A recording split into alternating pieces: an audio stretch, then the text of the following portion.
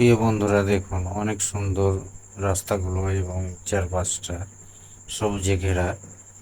রাস্তাগুলো অনেক সুন্দর, চলার মতন পরিবেশে আছে। অনেক ঠান্ডা পরিবেশ, কিন্তু আকাশে অনেক রোদ, টিকা যায় না, প্রচুর রোদ পড়েছে।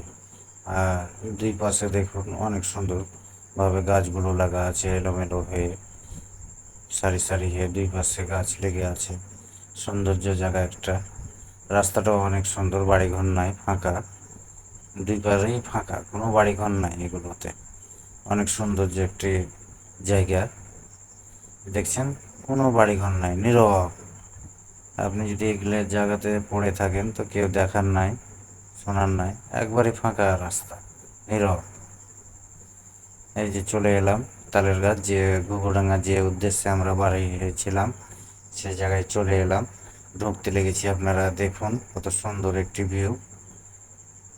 যত দূর যাবেন সারি সারি করে গাছগুলো লাগা আছে, তালের গাছেরই বাহার, তাছাড়া কিছু না।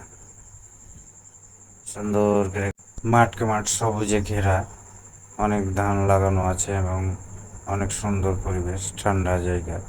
কিন্তু আজকে আকাশে অনেক রোদ, বলার ভাষা নাই। জিও বাংলাদেশ, কেমন আছেন সবাই? এই কথা বললাম আমি। সবাই এনজয় করেন, এখানে আসবেন, এনজয় করবেন। তালের গাছের বাহার এবং সৌন্দর্য একটি জায়গা, যত দেখবেন তত মুগ্ধ হয়ে যাবেন। অনেক সুন্দর। এই যে চলে এলাম এখানে খাওয়া দাওয়ার জন্য, ক্যান্টিন, খাওয়া দাওয়া করবেন। এখানে দেখার মতন সৌন্দর্য কিছুই নাই। থাকা বলতে এখানে পদ্ম চাকার ফুল আছে পিছন দিকে, ওই যে একটা পুকুর দেখলেন, আর এই যে ক্যান্টিনটা, তালের গাছের বাহার, তাছাড়া